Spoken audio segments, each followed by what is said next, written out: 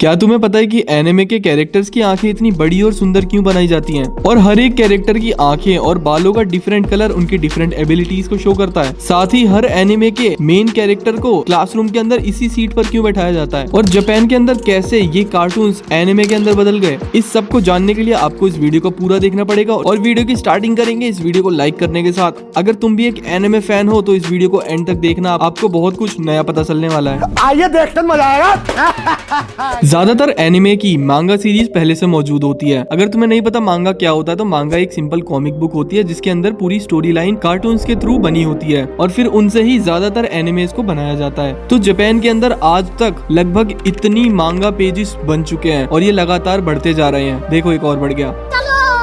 आपने death note और Tokyo गहोल के बारे में तो जरूर सुना होगा। ये एनिमे बहुत ज्यादा फेमस है, लेकिन जब ये एनिमे मार्केट के अंदर आई थी तो इनके क्रिएटर्स के बारे में किसी को भी नहीं पता था। कई सालों बाद में इनके क्रिएटर्स सामने आए थे और उन्होंने अपनी स्टोरी लाइन के बारे में सबको बताया था।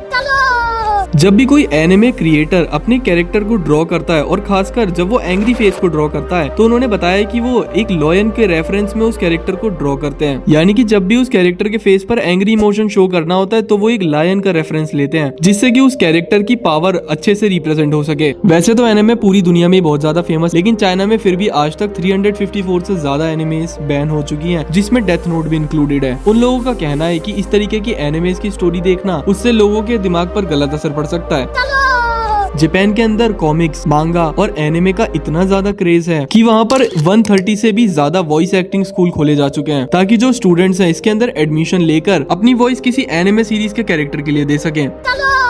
अगर तुमने भी कोई एनिमे सीरीज देखी है तो सच सच बताना, तुम्हें उसके मेन कैरेक्टर से ज्यादा उसका विलन पसंद आया होगा। एक रिसर्च के मुताबिक 80% से ज्यादा लोग जो एनिमे देखते हैं उन्हें उस एनिमे के मेन कैरेक्टर से ज्यादा उसके विलन पसंद आते हैं, क्योंकि उस विलन की पावर और उसकी बैड पर्सनैलिटी से लोग बहुत ज्यादा इन्फ्लुएंस हो जाते हैं। इसीलिए हर एनिमे सीरीज के विलन को बनाने के टाइम पर उसकी डिटेलिंग पर बहुत ध्यान दिया जाता है।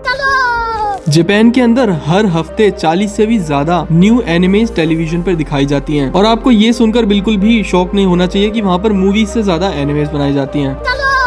जब एनिमे कल्चर जापान के अंदर स्टार्ट हुआ था तो इनकी स्टोरी लाइन बिल्कुल सिंपल, रोमांटिक या फिर एडवेंचरस होती थी, लेकिन फिर इन्हें कार्टून्स का नाम देकर सिर्फ बच्चों के लिए बाउंड कर दिया गया, जिसके बाद में डार्क एनिमे को मार्केट के अंदर इंट्रोड्यूस किया गया। इस तरीके की एनिमे बनाने का मोटो यही था कि इसे कार्टून से बिल्कुल अलग कर दिया जाए और एनिमे इस वर्ल्ड के अंदर अपनी पहचान बना सके। इसीलिए कार्टून और एनिमे में डिफरेंस करना बहुत ज्यादा आसान है। अगर आपने भी कोई एनिमे सीरीज देखी है तो आपको पता होगा कि इनकी जो स्टोरी लाइन होती है लोगों को वो बहुत ज्यादा पसंद आती है। किसी भी एनिमे सीरीज के अंदर जब कोई गॉड लाइक पावर वाला कैरेक्टर इंट्रोड्यूस किया जाता है तो अगर आप उसकी आंखों को नोटिस करोगे तो उसकी आंखों की पुतली कुछ इस तरीके से ड्रॉ की जाती है कि उसके अंदर हमें सुपरनैचुरल एबिलिटीज रिप्रेजेंट हो। वो नॉर्मल लोगों की आंखों के कंपैरिजन में काफी ज्यादा डिफरेंट होंगी, जैसा आप स्क्रीन पर देख सकते हो। ऐसा इसीलिए किया जाता है क्योंकि इस कैरेक्टर के पास में नॉर्मल लोगों के मुताबिक सुपरनैचुरल एबिलिटीज होती है। जब भी किसी एनिमे को बनाया जाता है तो उस एनिमे के सिर्फ एक एपिसोड की एनिमेशन के लिए 3 हफ्ते से लेकर 4 हफ्ते तक का समय लग सकता है, यानी कि 20 से 30 दिन सिर्फ एक एपिसोड की एनिमेशन में लग जाता है। सेम इसी तरीके से जो मांगा आर्टिस्ट होते हैं उनको भी एक चैप्टर कंप्लीट करने में 20 से 30 दिन का समय लग जाता है, जिसमें एक चैप्टर के अंदर 30 से 40 पेजेस हो सकते हैं, यानी कि उसके पास में एक पेज खत्म करने के लिए 24 घंटे से भी कम समय होता है। बाकी दुनिया का तो पता नहीं, लेकिन जापान के अंदर एनिमे का क्रेज इस कदर है कि वहाँ पर जो लोग गाने सुनते हैं उसमें भी 85% से ज्यादा म्यूजिक जो सुना जाता है वो एनिमे की ओपनिंग या फिर एंडिंग सॉन्ग होता है, या फिर उसका कोई बैकग्राउंड म्यूजिक लोग सुनना पसंद करते हैं। अगर आप भी एनिमे देखते हो और आपको उस एनिमे का कैरेक्टर काफी अट्रैक्टिव लगने लगता है और आप उसकी तरफ अट्रैक्ट हो जाते हो, तो आपको शीडियाफिलिया नाम की एक बीमारी है। इस बीमारी में लोगों को कार्टून कैरेक्टर से प्यार हो जाता है।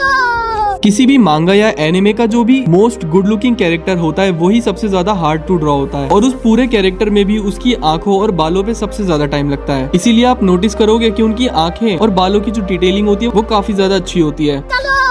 जापान के अंदर एनिमे को शुरू से एनिमे नहीं बोला जाता है। 1980 से पहले एनिमे को जापानीमेशन बोला जाता था। जैसा कि इसके नाम से पता चल रहा है, ये 2 शब्दों को मिलाकर बना है, जापान और एनिमेशन, जापानीमेशन, जिसे बाद में बदलकर एनिमेशन की शॉर्ट फॉर्म एनिमे कर दिया गया। किसी भी एनिमे को बनाने में बहुत ज्यादा टाइम और पैसा लगता है, क्योंकि उसकी एनिमेशन के लिए आपको बहुत सारे इक्विपमेंट्स, कंप्यूटर्स, ग्राफिक टैबलेट्स और बहुत सारे एनिमेटर्स की भी जरूरत होती है। इसीलिए एक एनिमे के एपिसोड बनाने के लिए आपको 60 लाख रुपए से लेकर 1 करोड़ रुपए तक की लागत आ सकती है। वो डिपेंड करता है कि आप किस तरीके की क्वालिटी चाहते हो। और इस एनिमे का पूरा 10% बजट कैरेक्टर की सिर्फ आंखें और बेंटो बॉक्सेस बनाने में चला जाता है। बेंटो बॉक्सेस जापान के अंदर उन लंच बॉक्सेस को कहा जाता है जो कि लोग अपने ऑफिस में या फिर स्कूल्स के अंदर लेकर जाते हैं। इन बेंटो बॉक्सेस की डिटेलिंग पर बहुत ज्यादा ध्यान दिया जाता है। और आंखों के बारे में मैं आपको अभी बताता हूँ। एनिमे कैरेक्टर्स के अंदर आंखों का बहुत बड़ा रोल होता है और ये जापान के एनिमेटर्स को बहुत अच्छी तरह पता है। इसीलिए वो कैरेक्टर की आंखों की डिटेलिंग पर बहुत ज्यादा ध्यान देते हैं। उनका मानना है कि आंखों की मदद से उस कैरेक्टर की इमोशन को बहुत अच्छे से रिप्रेजेंट किया जा सकता है और उनकी आंखों की शेप चेंज करके हम उसके इमोशन को चेंज कर सकते हैं।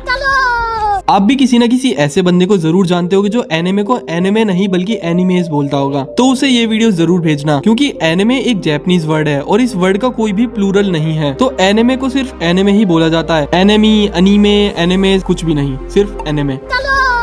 एक एवरेज एनिमे या फिर मांगा सीरीज के अंदर 50 फिक्शनल कैरेक्टर से भी ज्यादा हो सकते हैं। और अगर आप उस एनिमे को पूरा देखते हो तो आपको लगभग उन सभी की पूरी लाइफ के बारे में पता होगा और उनकी पूरी स्टोरी लाइन आपको याद हो चुकी होगी, लेकिन आपको अपना टेस्ट याद नहीं होता है ना। अबे साले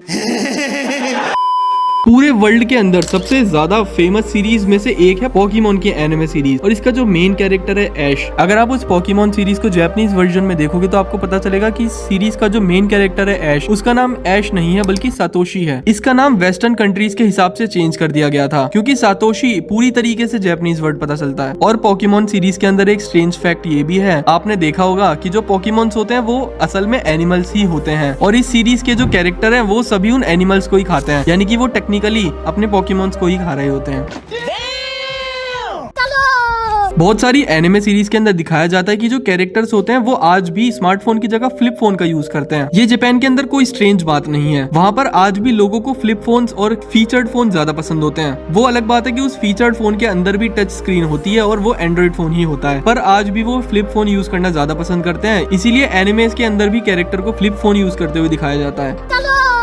आपको शायद पता नहीं होगा लेकिन बहुत सारी हॉलीवुड फिल्म्स ऐसी हैं जो कि एनिमेस पर बेस्ड हैं। क्रॉनिकल मूवी अकीरा नाम की एक एनिमे पर बेस्ड है। द लायन किंग भी एक एनिमे पर बेस्ड है जिसका नाम है किम्बा द व्हाइट लायन। ये एनिमे 1966 में रिलीज की गई थी जिसकी story line the Lion King से बहुत ज्यादा मिलती है। और अवतार सीरीज की जो स्टोरी है वो भी एक्चुअल में दो एनिमेस से काफी ज्यादा मिलती है, जिसका नाम है प्रिंसेस मोनोके जो 1997 में रिलीज की गई थी और दूसरी है कासल इन द स्काई जो 1986 में रिलीज की गई थी। और क्रेड 3 नाम की एक मूवी ड्रैगन बॉल जी से बहुत ज्यादा इंस्पायर्ड है। डेथ नोट के बारे में तो आप सभी जानते होंगे, जिस नोटबुक के अंदर किसी का भी नाम लिखो और उस आदमी का काम तमाम हो जाता है। लेकिन इस एनिमे सीरीज की जो मांगा सीरीज थी, उस मांगा सीरीज की एक पायलट मांगा थी जिसके अंदर ये दिखाया जाता है कि इस डेथ नोट के साथ साथ एक डेथ इरेजर नाम की भी चीज होती है और अगर आप इस डेथ इरेजर की मदद से डेथ नोट पर लिखे हुए किसी भी इंसान का नाम मिटा देते हो तो वो इंसान फिर से जिंदा हो जाएगा। अब क्योंकि ये डेथ इरेजर सिर्फ पायलट मांगा के अंदर दिखाई गई थी तो इसे एनिमे के अंदर इंक्लूड नहीं किया गया, क्योंकि अगर इस डेथ इरेजर को स्टोरी के अंदर इंक्लूड किया जाए तो उस इंसान को जिंदा करना लगभग नामुमकिन ही हो जाएगा।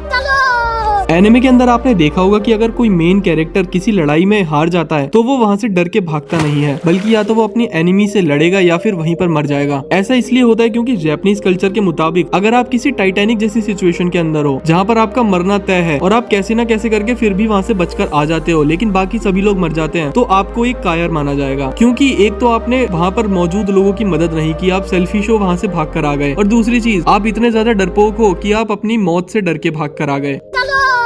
हर एनिमे के अंदर जो कैरेक्टर्स होते हैं उनके बाल और आंखें बहुत ज्यादा सुंदर बनाई जाती हैं और उनके डिफरेंट कलर उनकी डिफरेंट एबिलिटीज को शो करते हैं। जैसे कि अगर किसी कैरेक्टर की ब्लू कलर की आंख या बाल हैं तो यानी कि वो कैरेक्टर काफी शांत रहता है। ऐसा इसलिए किया गया क्योंकि जो ब्लू कलर होता है वो पानी और फ्रीजिंग टेम्परेचर को रिप्रेजेंट करता है। इसी तरीके से जो व्हाइट हेयर या फिर व्हाइट आई वाले एनिमे कैरेक्टर होते हैं वो काफी प्योर या फिर मैजिकल दिखाए जाते हैं। अगर वो कोई गलत काम भी कर रहे होते हैं तो उनके पीछे कोई अच्छा मोटिव होता है। और ज्यादातर जिस भी कैरेक्टर के सफेद बाल होते हैं उसे उस एनिमे कैरेक्टर के अंदर कहीं ना कहीं से हार्म जरूर होता है। नेक्स्ट अगर देखें तो जो ग्रीन कलर है वो हर किसी कैरेक्टर को नहीं दिया जाता। ये एक ऐसे स्पेशल कैरेक्टर को दिया जाता है जो कि हमारे जो व्यूअर्स होते हैं या फिर मांगा सीरीज के रीडर होते हैं उसे एडिक्ट करके रखे, और इसे टाइम टाइम पर हर एक एपिसोड या हर एक चैप्टर के अंदर इंक्लूड किया जाता है। और इसकी स्टोरी लाइन इस तरीके से लिखी जाती है कि जो रीडर है वो इससे एडिक्ट हो जाता है। जो भी रेड कलर के कैरेक्टर्स होते हैं उन्हें काफी एग्रेसिव दिखाया जाता है, क्योंकि जो रेड कलर होता है वो काफी डीप होता है और उसका जो एग्रेसिव बिहेवियर होता है उसके पीछे एक स्टोरी लाइन होती है। और जो ब्लैक हेयर वाले कैरेक्टर्स होते हैं इन्हें जनरली इंटेलिजेंट दिखाया जाता है। इनके जो लुक्स होते हैं वो काफी एवरेज होते हैं, पर इनकी पास्ट स्टोरी बहुत ज्यादा मिस्टीरियस होती है।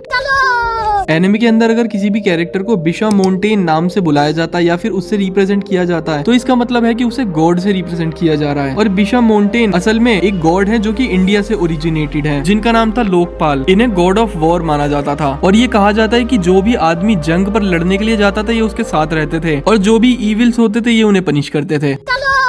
कुछ एनिमे सीरीज के कैरेक्टर्स ऐसे हैं जिन्हें किसी भी तरीके का अगर आप पॉइजन दे दोगे तो उन्हें कुछ भी नहीं होगा, यानी वो हर तरीके के पॉइजन से इम्यून होते हैं। जैसे कि असैसिनेशन क्लासरूम नाम की एक एनिमे के अंदर उनका एक इविल टीचर होता है जिसका नाम है कोरो सेंसेई। इसे अगर आप किसी भी तरीके का जहर दोगे तो इसे कोई फर्क नहीं पड़ेगा। ऐसे ही नारुतो में किलुआ नाम का एक कैरेक्टर होता है, ये भी हर तरीके के पॉइजन से इम्यून है। और वन पीस के अंदर अपना लूफी, ये भी हर तरीके के पॉइजन से इम्यून है।